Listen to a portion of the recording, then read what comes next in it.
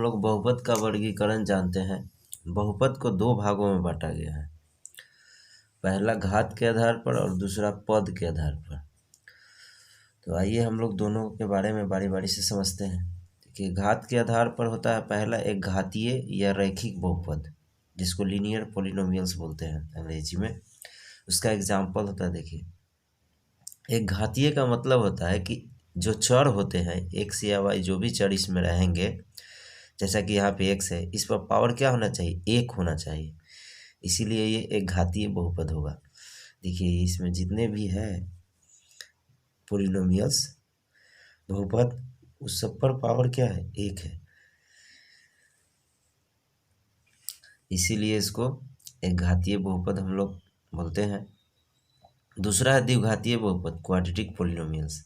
देखिए इस पर घात कितने हैं, दो है, इसमें भी घात दो है, यानी एक्स या वाई जो भी रहेगा उसमें से किसी एक का पावर दो होना चाहिए, तभी क्या हो जाएंगे, द्विघात बहुपद होंगे। देखिए वाई पर पावर टू है, इसमें से वाई पर पावर टू है, यहाँ वाई पर पावर टू है।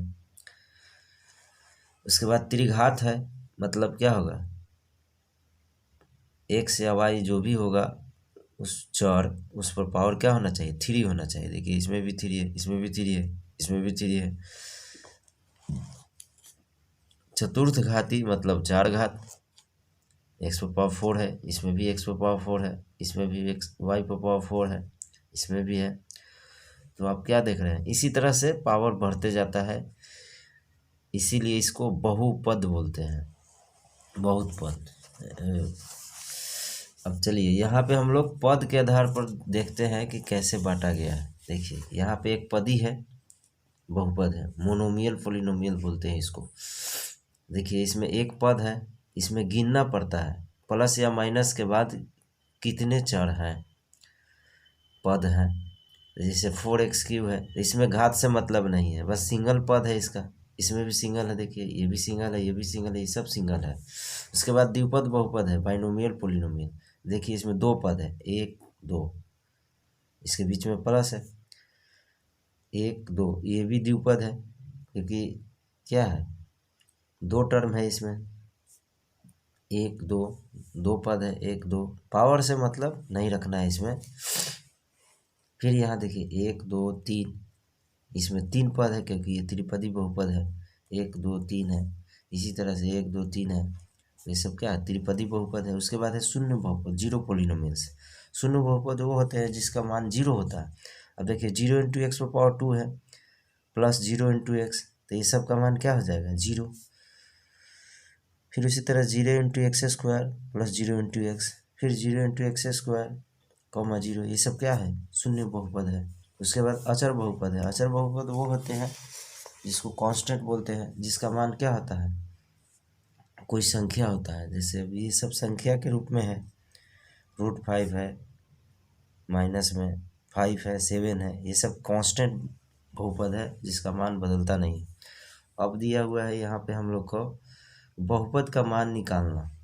बहुपद का मान निकालना सीखिए। जैसे कि बहुपद दे देगा p ऑफ x बराबर 3x² माइनस 5x प्लस 2, तब बोलता है कि p of 0, p of 1, p of 3 का मान निकालिए।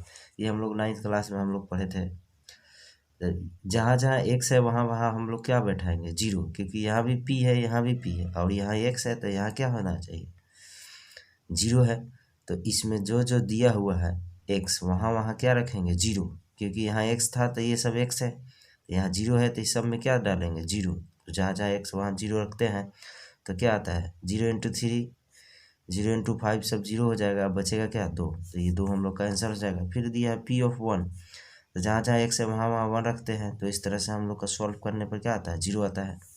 उसके बाद दिया है p ऑफ 3, तो जहाँ जहाँ एक्स है वहाँ वहाँ 3 रखते हैं, तो हम लोग का इस तरह से सॉल्व करने पर क्या आता है, 14 आता है। अब दिया हुआ है इसमें कि x² माइनस 5x प्लस 1 और x³ माइनस 5x² का गुणांक बताएं। तो इसमें जो गुणांक पूछ रहा है, इसमें थोड़ा सा क्वेश्चन में मिस्टेक है। इतना में x² का गुणांक बताएं, इसमें x² का गुणांक बताना है। तो आप देख सकते हैं एक्स स्क्वायर, यहाँ एक्स स्क्वायर है, इसके साथ किससे गुना है? कुछ नहीं है तो एक है, तो एक लिख देंगे। उसके बाद इसमें एक्स स्क्वायर के साथ किससे गुना है? -5 से, तो -5 हो गया आंसर। इस तरह से सवाल आते हैं।